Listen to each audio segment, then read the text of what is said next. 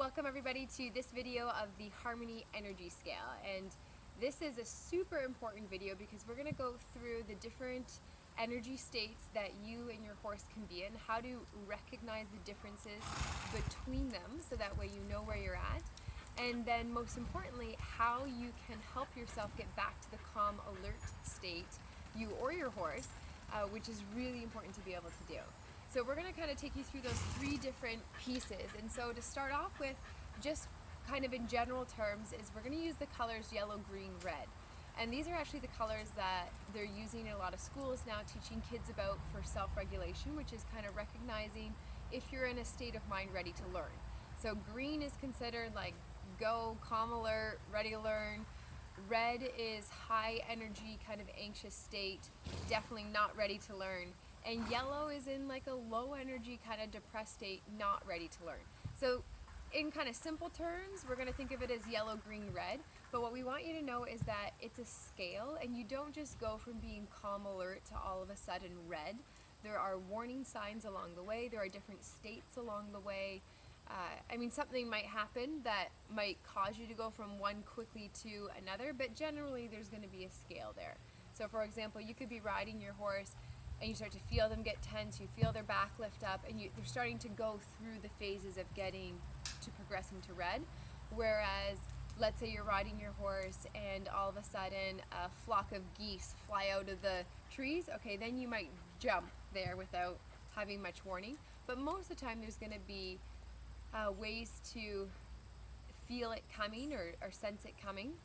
And we want to help you be able to bring it back down because that's really important. So I'm going to give you guys from the horse perspective what that looks like, and Oz is going to talk about the human perspective. And so this scale that we're going to use is going to be a scale from 1 to 10, and 5 is going to be the calm alert, so that's going to be in the middle, and that's where we want to be because that's when you're both calm and alert, you can respond, but you're calm enough that you stay in a thinking frame of mind, and that's really key. So in a horse you would think of that as being a go equals whoa. So we're going to start at the bottom of the scale, which is going to be our yellow area, that low energy state at 1. And so 1 is going to be your full calm, no alert. And you might think, oh yeah, that's where I want my horse to be. But really, full calm, no alert means your horse is basically non-responsive because they're not really alert to their surroundings. So let's say you're trying to walk over poles, they're kind of tripping over their feet because they're not really paying attention. They're not alert to their surroundings. Or maybe you're asking your horse to do transitions and they're extremely sluggish because they're just not really in their body. They're not really paying attention. They're kind of half daydreaming. So you might want a horse in full calm, no alert if you're doing pony rides for little kids, but you might not because if something happens, it might really throw your horse off. Like for example, if they're kind of half asleep and you've got a little kid on their back and they're doing a pony ride and all of a sudden they wake up, they might get worried. So that's, your horse is not in a frame of mind ready to learn. And how you would help a horse in that kind of situation when they're in that full calm, no alert, you would do things that are your stationary exercises from Calm Connection. So that's going to be your boomerang. Boomerang's better than spiral because there's a definite go out, come back. There's a definite end point for them, and that can help them kind of wake up a little bit. It also asks them to check in and start doing those hand touches that we talk about in Calm Connection. Another one that's really good is a 360 with a twist from the Calm Connection series. It's a stationary exercise. The horse just has to switch sides, and they know as soon as they switch sides, then it's done. So when they're in that really full calm, no alert, that can be really helpful for them.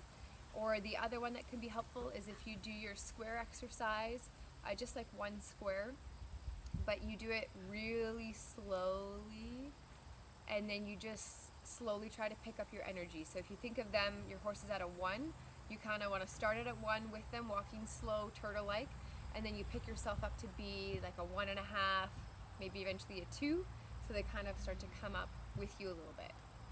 So that's for the horse. Cool, thank you.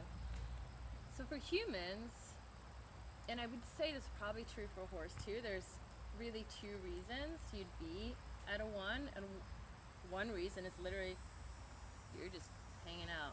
You are relaxed, you're like half asleep, The other reason is that you're checked out. So meaning you, not that it's a conscious choice, but the environment isn't safe for you. So you're checked out because of that. And it's important to know the difference. Harder to know the difference maybe with a horse, but your job is to know the difference in yourself, at least. And when you start to notice the difference in yourself, it'll be easier with a horse. Let's just assume for right now that you are just tired, lethargic. You're heavy. You're like the weather is right now. You know, it's heavy, it's humid, and we're like, oh, that's right. This is not the time to get on your horse. No. So number one thing, if you're feeling like this, heavy, tired, you know, like something would just startle you, don't get on your horse. You need to wake up to your senses. So hearing, seeing, feeling, tasting. So waking up to your senses wakes you up a little bit. So I have an exercise I call jumping cracks, which is movement. It's like kind of like jumping jacks, but you're also saying like tree, Lindsay, feet, which makes your senses go online, which makes your brain wakes up, and which brings you back to right now. Okay, that's good. Jumping cracks. Jumping cracks. Because you usually also laugh when you do it. Perfect. All right. Especially if you're in a fancy dressage barn and you start doing it. Oh, that'd be perfect. Definitely do your jumping cracks in this fancy A-circuit dressage barns or the hunter barns, and let us know how it goes. So the second one, number 2, is the lethargic phase. So that's where you have just a smidgy bit of alertness, but you're overall like really calm. And so the horse in that kind of scenario, their movements are gonna be pretty slow. You're gonna see them blinking a fair bit still. You're gonna see their head set generally kind of low. Their breathing's gonna be pretty slow. If they're got movement in their tail or their ears, it's usually gonna be kind of slower. And movements are just gonna be really relaxed. And when they're in that state, they're not quite ready yet to learn things yet because they're still kind of just waking up, but they're at least moving and they're kind of getting along the way.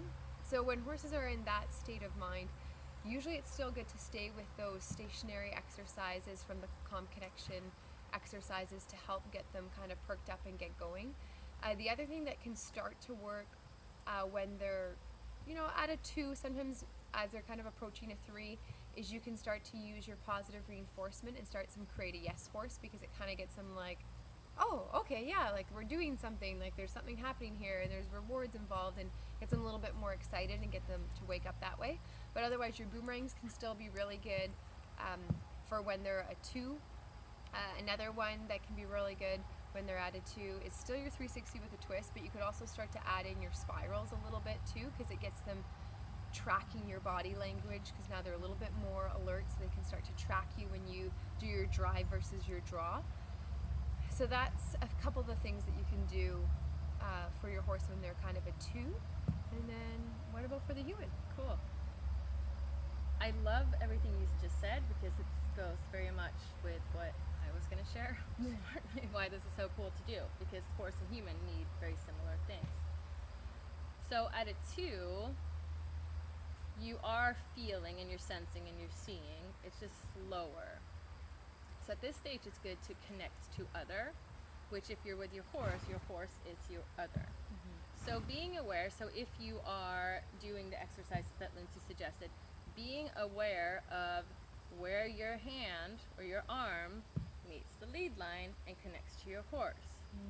Being aware of when you turn, what part of my body your horse is turning around. So it's connection to the other. It can also be if you're on the ground and I'm with Lindsay, for example, and I'm feeling like this. There's a really great exercise called hand pushing. We'll film it too, which is really nice to do with a human if you're on the ground. Because for me, I prefer to get in the saddle when I'm green. It's not always going to happen, so it's good to have solutions for in the saddle and on the ground. But at 2, think of connection. So how can I connect my body to my horse's body? Maybe it's with a leg yield, or like through a spiral, you know. So and it's not about getting this perfect spiral for me or this perfect leg yield at this point. It's feeling my leg against my horse and my horse moving with me. That's perfect. That's great. I love that. Focus on the connect piece. And number 3, going on to the energy scale, is going to be kind of similar to 2 in that it's a sluggish state of mind, so it's still a low energy state. At this point, it's still extremely calm, but now the alertness is just a little bit more, but it's still sluggish. You know, like you ask your horse to go, you ask them to do things, they're moving, it's just a little bit more sluggish. So what can really help your horse here is starting to do some transitions. So you can start to use your square pattern from the calm connection exercises. You can start to get into your movement calm connection exercises if you want to, but thinking about transitions. And often, sometimes what people do with horses that are really kind of slow and sluggish is they want to make them move. They want to make them get going. But the opposite is really helpful. So if you ask your horse to just bring their energy up for a little bit and then shut it right back off and almost go lower than your horse. So let's say you start off as a 3 together and you're kind of walking and you're like, all right, energy up. You bring yourself up to a 4, maybe even a 5, and you get your horse to come up. So that might be going from a slow walk to a fast walk, or it can mean actually picking up into a trot together. But only hold it for a little bit and then drop yourself way down and go to like a 2 and be like really slow for a little bit and then pick yourself back up a little bit. Can be really helpful. So let's say you're doing S patterns, only ask for the trot or the faster speed on the straightaways, and then when they're drawing towards you, which means they're focusing on you, you can let them go down into the slower pace. And then when you're moving together on the straightaways of the S pattern, you pick it back up again. 360s with a twist are still a really good option here because the horse gets to control the end point, because the faster they give you the opposite eye, the faster the exercise gets to end. So that can be a really good option when they're at a 3 as well. Cool. So lots of changes for human too. Lots of changes. Because what happens in the lower lethargic area is that it's very just like this.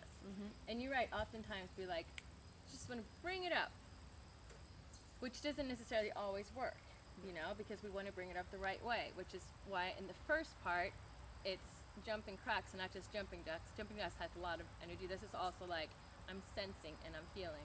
And so the second one connected.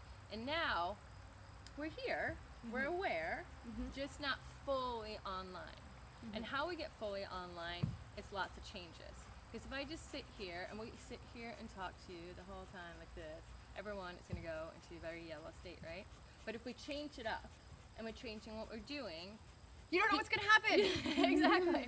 And we come online and we're here and we're present. So how can I, with my horse, whether I'm on the ground or in the saddle, change things? It's always going to change things for him too. I mean, and that's kind of the point, that we're moving together through the scale. But what can I change? How can I do this? And it's going to look different for everybody, you know?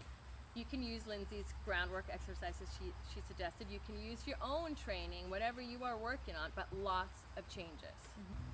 Going into number 4 is the leisurely responsive state, and that's when your horse, or you're in this very calm place still, but you're kind of alert, but you're just not fully in that calm alert space. There's still just a little bit of a lack of responsiveness there.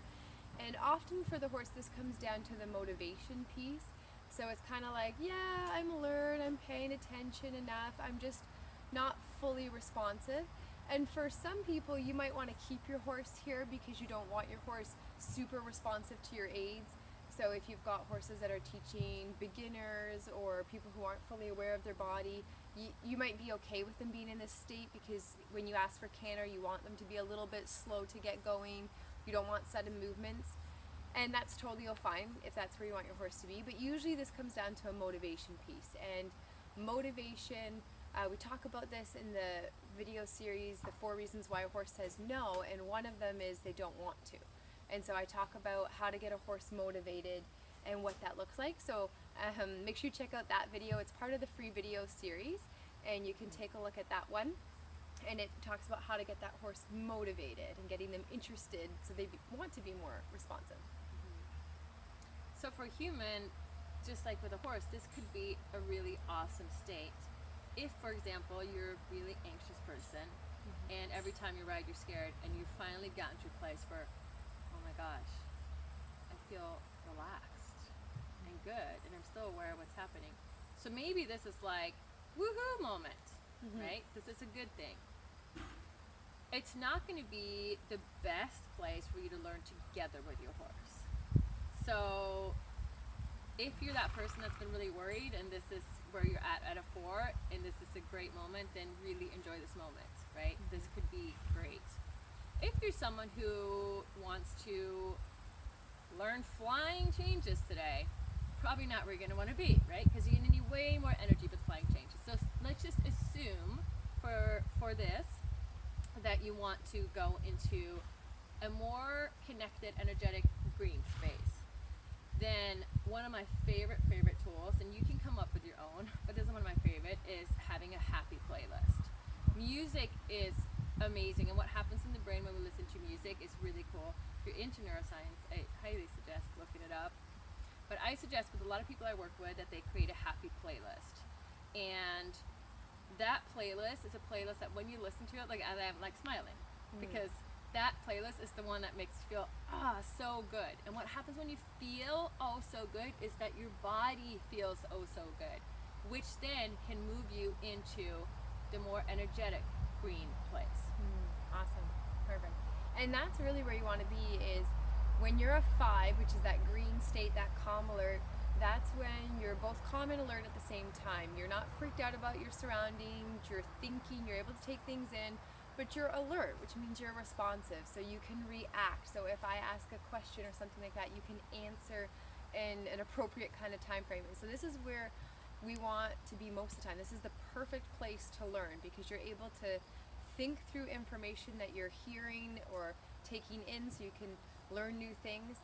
You're not overwhelmed by it, but you're also able to react and respond. This is also where you want your horse if you're playing at liberty or you're doing bridleless, because especially at liberty, if your horse is too calm and they're down the scale and they're, a 4 or 3 or even a 2, that's not great, because you often can't really get them to recall. You can't get them to really do much, because sometimes they're at a distance from you and you've got no tools and they're over there and they're like half asleep, because they're not alert, they're not responsive. So 5 is kind of where we want the horse to be. So you don't really, once you're there, you don't really have to do anything other than you want to be aware of what tends to trigger your horse one way or the other. So some horses love repetition, they thrive on repetition, and you can do things over and over again, you can repeat tasks. Other horses, that's going to bore them to death and it's going to tend to push them down the scale again. For other horses, if you change things up too frequently, that might set them off and start to push them up the scale. So you want to be careful about that. At the same time, if your goal is to build confidence with your horse, then it's okay that they're going to go up the scale a little bit, because you can't have courage and comfort at the same time. So if you're pushing your horse out of that comfort zone so they can learn that the tarp isn't scary or that crossing water isn't scary, they might have moments where they go up the scale a little bit, and that's okay. And then your goal is to help bring them back down to a 5 with that object. It doesn't mean that you can't ever rock the boat per se. You just want to be aware of, are you in a teaching learning frame? Are you trying to build confidence, and kind of know what swings your horse one way or the other? Cool. So for human, just like horse, this means your brain's online, your body's aware of sensations. Like, I am fully here, which is a really awesome place to be. So once again, you can enjoy the state, you can practice so many things in the state, and you can also, like Lindsay said, work on stepping out of your comfort zone, right? Because what this scale is meant to do is for you to navigate going up and down. The better you get at this, you can start to play, like, how close can I get to red in my body and get myself back down, right? So this is a great state to boomerang yourself. So not just boomerang your horse. Boomerang your horse is awesome, but you can boomerang yourself, which means that I'm going to do something that scares me, and I'm going to get closer and closer to it. If we're going to use jumping again, that might mean I'm going to jump this size oxer, and then I'm going to jump this size oxer, and then I'm going to this size oxer. The whole time navigating navigating what is happening with me, right? So, ooh, did I move up until a 6 or a 7? Okay, great. And then you're going to boomerang yourself back down. So boomeranging is about like coming back, right? So if I'm starting at a 5, I'm going to see, can I get myself to a 6 and come back to a 5? Can I get myself to a 7 and come back to a 5? It's a really fun thing to do, because when you learn to navigate the scale for yourself, life becomes so much easier. Very cool. I like the idea of boomeranging yourself. And then after that calm alert place, you get up to a 6, which is kind of your energetic state.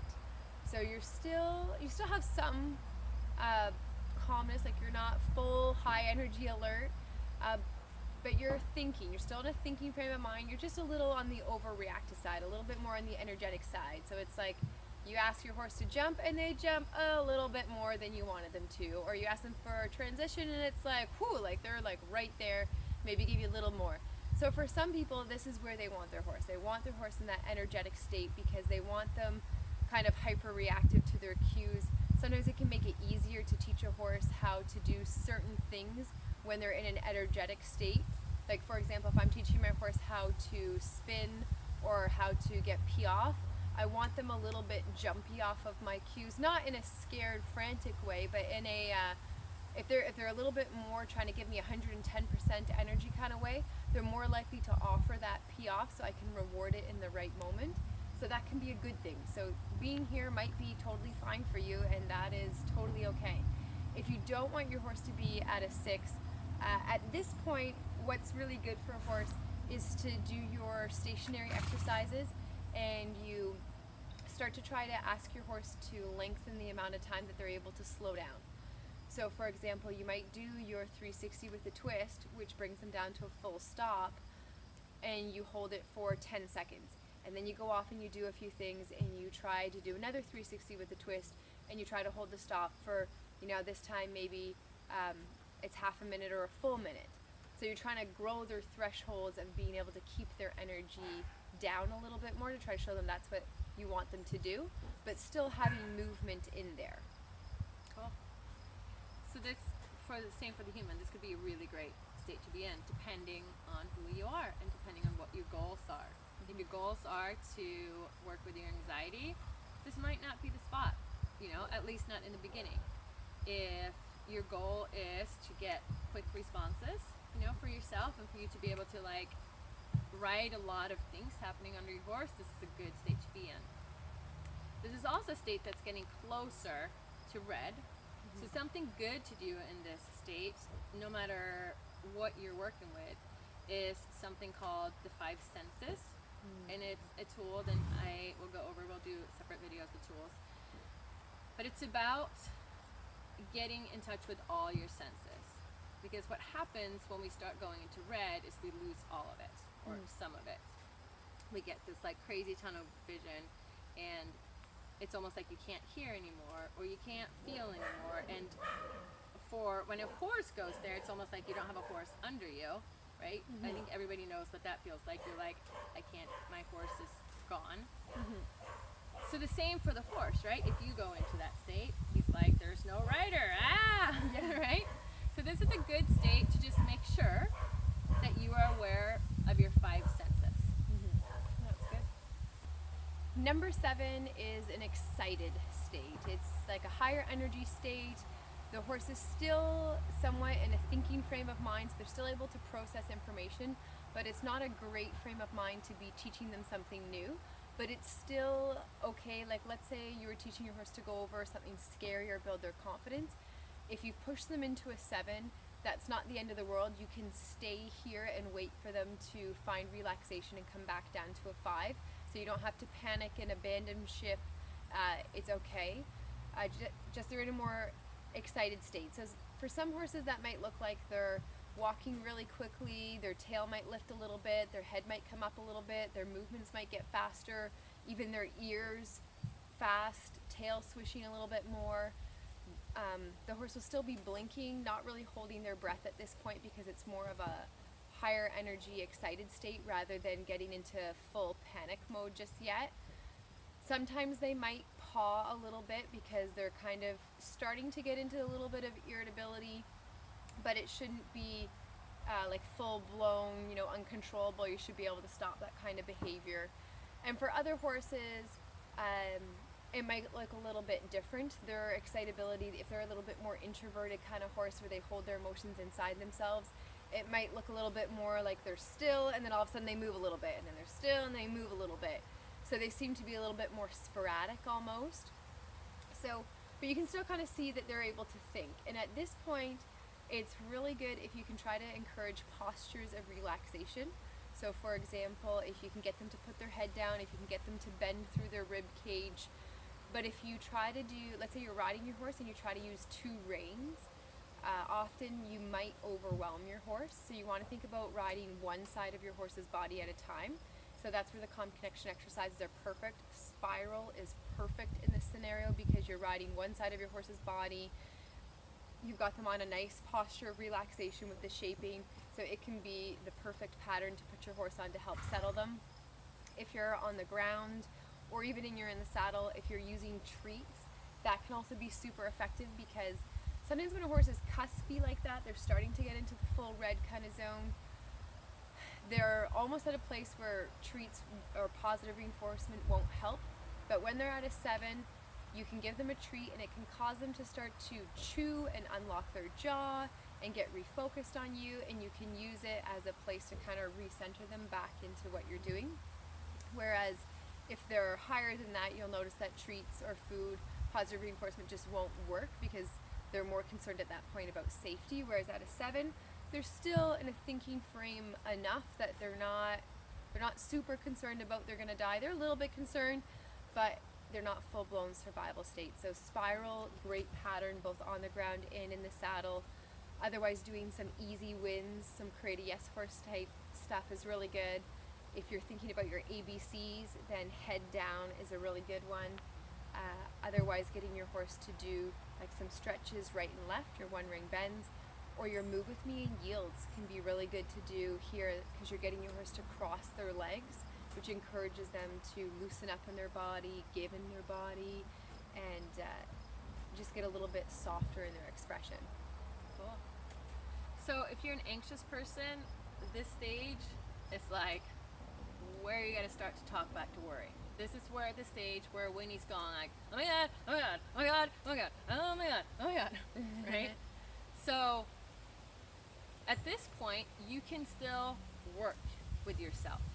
This is not red yet. It's just like Winnie's like, we're going into red. This is and for Winnie, for the worry monster, going into red equals death, pretty much. That's how big red can be for an anxious person. So utilizing, externalizing Winnie, saying like, it's okay, I can handle this, right? And if you are an anxious person, this is a good time to bring yourself back down. So you can utilize any of the tools we've talked about in the program, like putting your hand on your belly, breathing. You can use the slow down process, SDP, which is something, there's a separate segment and we'll show it to you. It's a really great thing to learn to do and to have. The more you utilize it, the easier it's going to come to you. So it's going to become a tool that you can just pull up and do pretty quickly. In the beginning it'll take a little bit of time, but slow down process, SDP, is brilliant to use at this point. For those of you guys that are thinking, what is Winnie and what is the worry monster, then make sure you check out the video about what is the worry monster and making your own worry monster. Alright, so number 8 is we're getting into a really lively state now. So this is where things are getting more animated.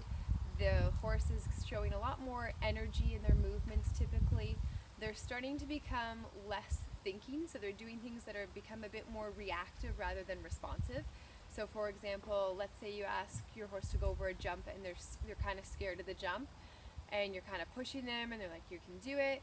And they do the jump, but they kind of scramble over it because they're not really thinking about their feet. They're kind of being reactive, not responsive. So this is where we're starting to lose some of our thinking frame of mind. This is where safety becomes a bit of a concern because now the horse isn't using their full brain power.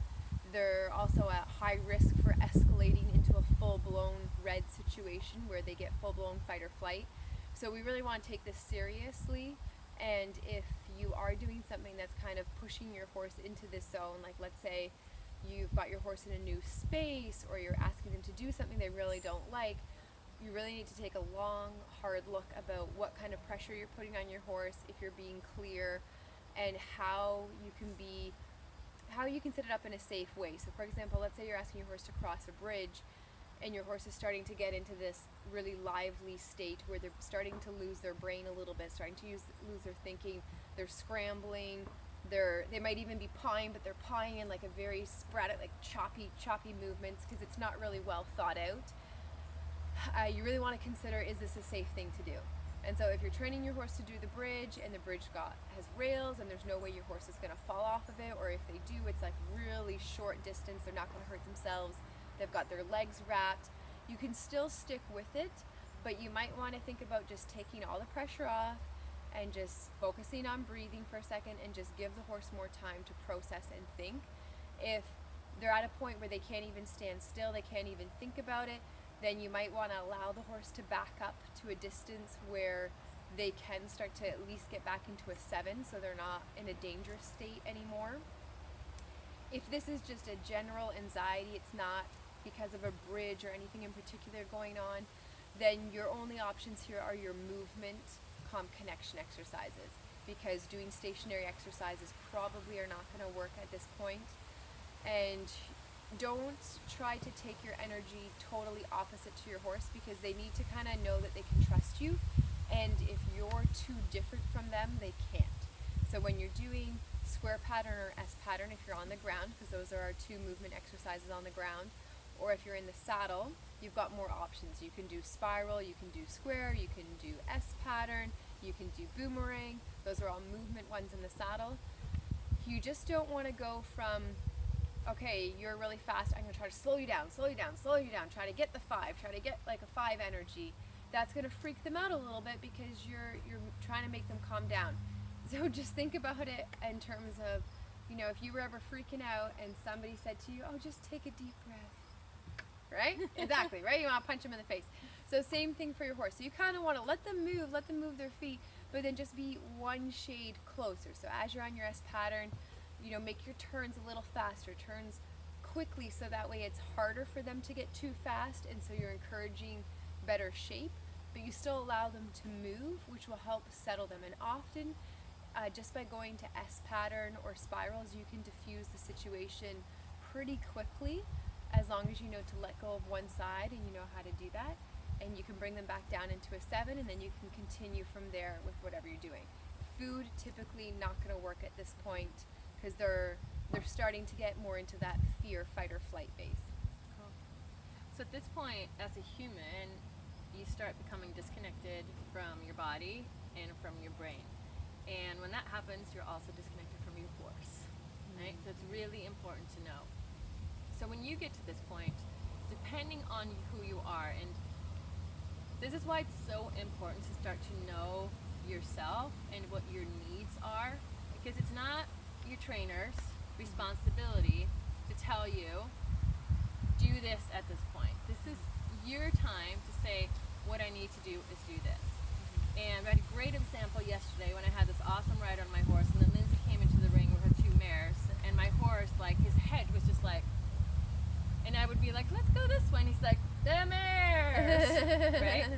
And so what I know of Daywick is that when he gets to this point, and he wasn't crazy red, he wasn't in a 10, but he was up there, is that he can bolt, and it can happen really quickly. So because I've had this experience with him a few times, I thought about, at first I was like doing him a little bit, and then I realized, ooh, now I'm getting higher up. And if I'm getting higher up, if I'm up at a 7 or 8, how can I support a horse that's about to go red? I can't, right? So I made a choice to hop off my horse, I even took off the saddle, and I did calm connection for not very long. No, like a few minutes. A few minutes. And all of a sudden I had my horse back, and then I just hopped back on bareback so that we could finish the ride in a good way, and so he could know that I've got you. Like, we're in this together. So know at this point what you need to do. Is it get off your horse? And if you're already on the ground, is it sometimes move away from your horse? Which is okay. It's okay if you as a human start to feel like, oh, I don't know how to manage this, to leave your horse for a bit. You know, obviously if you're out on a trail, you can't like just walk away from your horse. But know that. And then utilize the tools for you to get back down to a 5 or something. So that's like long exhales. So long exhales triggers our parasympathetic nervous system, which is like, I'm safe, I'm okay. It's feeling your feet. All the things that we kind of went through in this program, all those tools, and whichever ones, you don't have to use them all, just like with Lindsay's program, you don't have to use all of them. I tend to go to S pattern pretty quickly because I've noticed that that's something that works really well for my horse. If you choose S pattern at this point, which would be a really good thing to choose if you hop off and do it, don't focus on your horse, right? So even though my horse was up, I focused on myself doing S pattern. So that means, so how I do it is when I draw, I exhale, and he pumps around, and then I focus on my feet getting heavy. So I'm exhaling, feet are getting heavy, and me and Daywork were back down very quickly. Very. And what we both learned in that is that it's okay to go up, and we can get back down quickly. Yeah. And I love that piece about the exhale on the draw, because I think that will help a lot of people with that S pattern. Going into number 9, which is the very highly aware state. So this is where your horse is pretty much in your fight or flight response, but they're not full-blown panic just yet. There's like a moment before it's going to happen, but they could be threatening dangerous behavior at this point. So they're threatening to rear, they might be really pawing at the ground, and it could be pretty dangerous because the way they're pawing could be kind of striking out a little bit. They're probably not really thinking about where their body or their feet's going, so they can be pretty dangerous to handle if you don't know what you're doing, because they could be throwing their shoulders into you. If you're riding, I would say only an experienced rider, experienced confident rider, if they even want to be on the horse, should be on them at this point in time. Otherwise, just get off, because if you end up falling off, that's when you both lose. And so often horses that end up coming to me for training, it's because somebody tried to fix it themselves and they created a habit of falling off their horse, and then it becomes very hard to unteach once that happens. So I would prefer you to just get off and fix it on the ground and then get back when your horse is in a calmer state, unless you're experienced already. And with that, we see horses that are basically, they'll take off on you at this point at a 9. They might stop, like they should be able to be stopped. They might kind of take off a little bit, stop them, but they're pretty almost uncontrollable at this point. They're very fast in their movements, or very choppy, very sporadic. You can tell that it's extremely reactive behavior, not responsive. You can see that they're not really thinking. So this is when, like, let's say you're trailer loading a horse and they start to go into full panic mode, and they start to do things like fall off the ramp, or like walk into a tree. Like they're just clearly not paying attention, not aware of the surroundings at all. So with the high alert state, your only options at this point are to do your movement exercises of your square or your S. Sometimes at this point, square is the only thing that is safe to do.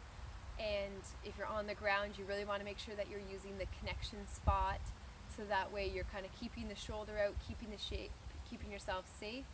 If possible and you're on the ground, going to Liberty and doing the mirror exercise can be a really good option to do that. If you're on your horse, square is a really good option. Spiral can sometimes still be a good option here. S pattern might have too much change in it, but the nice thing about the 6 calm connection exercises is that you have 6. And so even though I might tell you that spiral and square I think are the best options for a horse that's a 9, you might say, you know what, my horse actually does really well with a 360 with a twist at this point. That's fine. I'm not here to tell you that that's right or wrong. If that's what's going to work for your horse, then that's fine. But just know that in this state, really potentially dangerous situations, so you want to make sure that whatever pattern it is you choose, your horse takes a lot of comfort from knowing that this is where their feet are supposed to be. So let's say you choose square because that's the one that you think is going to work the best for your horse. Then you have to be focused on square, and you are doing square. And you're on square until your horse starts to come back down. And that is so important for your horse, because they'll feel that focus through you, and they'll feel comfort through, oh yeah, my feet are supposed to be here. But if it changes of, okay, we're doing square, oh shoot, this isn't working as fast as I thought, let's try S pattern. Your horse will be like, shoot, what are we doing? Are we doing S or are we doing square? Where my feet are supposed to be? And they'll kind of have a little meltdown like that. So pick one and try to stick with it until you find that relaxation understanding. So because as humans, we're the ones really requesting the relationship with the horse. You know, the horses don't usually like, hey, why don't we, start training for extreme cowboy? It's like we have these wants and desires with the horses, and hopefully we do it in a way that they want to do it. But really, horses would prefer to just be wild and just eat, and it's just the way it is. So for me, I feel like it's a lot of responsibility is on us. So if you are at a 9 and you're disconnected, you're probably breathing very short, right? You're probably very tense. Your whole body is just tight because right now you're in fight or flight. Like, the world's not safe. I'm not okay. This is not a time to play with your horse. No. It's just not. If you get into the state when you're with your horse, put your horse away. Yeah. Put your horse away and do you. If you are at a place or in a barn where you can talk to someone, like a really good way to get back in, because at this point it's almost like someone tells you to take a breath, you're like, Yeah. So talking to someone and actually okay, I'm here, because what happens when we get into this state is that we're not here anymore. We're not here. So what can I do to bring myself back here in this moment? So you can utilize SDP, the slow down process. You can utilize these things, but what often happens when we're in the state is it's so big that it's hard to use tools. It just is. So if Lindsay is in this state, the best thing to do is to support her. It's like physical touch, bringing her back to now. Most of the time what happens for humans is they get into this state, they don't tell anyone, they just push it down, they get themselves back to okay, right? And when I say okay, I'm not even really saying green, because you've managed to push this down, so it still kind of lives in here. You're just going through the motions. So there's a reason you got into this state, right? It doesn't just happen. There's a reason. So if we can talk about what happened, right? So if, for example, I got into the state because my horse bolted. We'll just say that's what happened. And I get off, and I walk into the barn, and I'm like this, right? And someone's like, what happened? Oh, no, I'm okay. Put the horse away. Then it still stays. If I walk into the barn, and maybe if there's no one there, you can call too, and you say, hey, this is what happened, and you talk through it, and you express what happened, and you're able to feel your fear, and you're like, and talk it through, this is allowed to release through you. Right? So it doesn't just get crammed down. As humans, for some reason, our ego doesn't want us to do that. We want to be like, oh yeah, it's fine, I dealt with it. Right? Instead of allowing ourselves to be vulnerable, yeah, I'm so scared right now. I can't even imagine getting on a horse again. Right? Saying all these things allows me to be vulnerable, and it allows the person you're talking to be like, oh yeah, I felt like that. And when we're met and when we're sharing, things shift in us. So ask for support. And find the people around you that can do that to you, with you, right? For sure.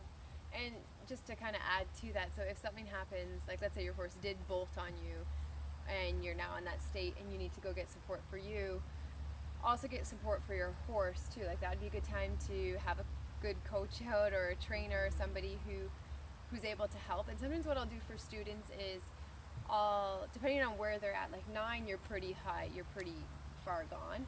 But if you're lower down, is I'll get somebody to, like, I'll just go in and work with the horse, with the person on the horse's back still, or with the person still there if it's groundwork, so that way we're doing it together. And then when they're okay, then I'll leave them alone. Or if that's too much for them, then I'll take over the horse, I'll work with the horse, they can watch me do it, and then they can take it back over. Either way, the horse still wins, because the horse still gets to figure out what it is, and they're getting to experience that from somebody who's from a calm place that's not frantic, because it's not fair to the horse to try to learn or settle themselves if the human's in a place where they're not really thinking. Exactly. So. And the more we ask for support and the more we let people around us know, the easier it's going to be for people. You know, they're going to jump in, they're going to see it, and then you're going to work as a team, you know. So whether you're at a big barn or small barn, starting to share these things, starting to let people know, like, when this happens, I freak out. Or doing this thing with my horse really scares me. Could you be there to support me? Right? Because just having someone in the arena when we're trying new things and starting to boomerang ourselves into, like, closer to red is really awesome. Yeah. Well, and for those of you who are thinking, well, I don't have anybody, I don't know where to go, we each have a Facebook group that we kind of moderate. So mine is the Students of Harmony Horsemanship group. It's a great place where you can ask questions and things like that. People post videos of stuff that they're doing, but it's a really good place that if you want to post something like, hey, I'm really struggling with my horse, there's a lot of people who are going to, you know, chime in with some positive comments. It's like a no drama group. And then why don't you just briefly mention yours before we go into our last one of number 10. I have a Facebook group called Understand Yourself, Deepen Your Relationship with Your Horse. And it's for people who have completed one of the Understand Yourself series or one of these online versions. And feel free to join, and it's a great place for you to express what's hard for you or what you need support with, or if you're having just a tough time, and for people to give you support and just love on you. It's a really great place to join and feel heard and be seen, and have other people join you in your struggles and your victories. The last one, number 10, is the full alert, no calm state that nobody really wants to be around a horse when they're in that state. They're in full fight or flight panic mode. That's where you see bolting, rearing, bucking. They don't know what else to do, so they are literally fighting or flighting their way out of whatever situation it is.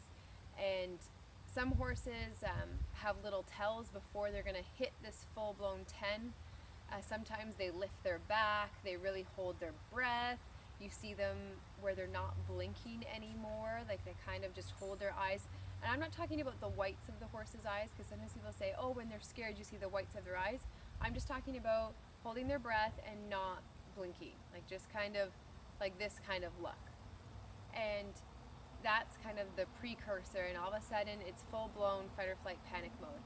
So usually the safest option in this scenario is just to go to Liberty and go to the join-up game of mirroring. That is the safest option and usually extremely effective option. If that's not possible, then usually square is your only calm connection exercise that's going to work for a horse, whether it be in the saddle or on the ground. Of course, if they're actively bolting off on you or they're actively rearing on you, then you want to turn them so that way you can get their feet back on the ground. You don't want them to flip over on you. Or if they're bolting, if you turn, then at least it puts them on a predictable path and it can start to settle them. Hopefully this is not on a trail where you don't have the option to do these things. But that's the whole point of this energy scale, is we want you to know that these things rarely happen out of the blue. There's usually a process that your horse goes down. Even when you're on the trail, your horse starts to snort at something and lift their head up and raise their tail and look at something in the distance, and it's a bike that's coming along. That's your time to be like, oh shoot, my horse is getting into the excited state. I better start doing some postures of relaxation and start doing some S pattern and start getting my horse to come back down with some of the things that we've been talking about, so you don't get here. That's the hope. And people say, well, what if you hit a 10 and you know you're in a situation where you can't turn around and stuff? I would say do more preparation before your horse gets there, so that way they're likely to succeed. I do a lot of crazy things with my horses. I take them downtown New York at Liberty, and I take them on the beach. I do all sorts of things, but I do a lot of preparation to get my horses ready to do those things. You want to avoid hitting a 9 and a 10 at virtually all costs, because the more you do that to your horse, you really damage the relationship. Because just imagine if every time you went to hang out with your friend, you had either a really big fight or they did something to you that just made you feel terrified and scared. It only takes a few times for that to happen before you start to not enjoy being with that person. And you're just like, no, I don't want to hang out with you. It feels awful. I don't want to do that. So you want to avoid 9 or 10, like almost at all costs. Like I said before, hitting a 7, not the end of the world, because you want to do that when you're building confidence with your horse. You want to kind of push them out of their bubble a little bit and show them that you can help them find their way back down. But you really don't want to be hitting 9s or 10s. But if you have happened to get there, basically you're looking at mirroring or square are kind of your two options. Cool. Yeah, as hitting 10 as a human, if you ever had a full, I mean, it's a full on like panic attack, like fight or flight. Nothing. You can't hear seats, like, and I work with a good amount of clients that this sometimes happens in session. And why it happens in session, it's because they've shoved things down and have processed material, and then arises in session. So they go into this panic state that's actually not from what's happening right now, but from what happened back then. So in this state, oftentimes it's hard to even speak. The only thing that helps this state is touch and movement. But that means that you have to have someone around that understands that, like, touching you, because when you're in a panic state, you're not even aware of your arm, right? So it's about like, okay, can you feel my arm? Can you feel my hand? Can you feel my hand? So it's about getting people back in their body. Not a time to be with a horse again. Not a time to be in a horse. But it's about getting back into your body. This is really hard to do on your own. And you did this with rhythm, so is that what you mean, like do Yes. rhythm? Okay, Yes. so she's like doing like squeeze pulses. Actually, the same way that I tell people to do touch with their horses is to do it in rhythm, because the more you just press, it causes brace. Yes, exactly. So a lot of this is built on, and it's probably similar with the horse, that when we're in the womb, there's rhythm. There's rhythm, and there's warmth, and there's safety, and there's movement, and there's touch, right? Because you're like being held. So a lot of that is what we're like trying to bring back. It's like, you're okay, you're here, you're okay. If you don't have anyone there, and this is something that happens often, I would get help, like get professional help. If this is something that happened once, then the most important thing is, once you're out of this, notice what happened before. Because just like Lindsay said, very seldom are you all of a sudden in 10, right? So the whole point of this training and of this scale is to be able to notice where you are and navigate it. So it's called self-regulation. It means you regulate where you are. I used to say when I first got Daywick, and he's such a good example for a lot of things, that he would blow up out of nowhere. Like, he would literally just like blow up, because it felt like out of nowhere, because there was no cue to him. There wasn't like a cow that came up and he bolted, you know? He just, all of a sudden he would bolt. And the more I started learning about him and listening, I realized that I was riding him in a yellow state.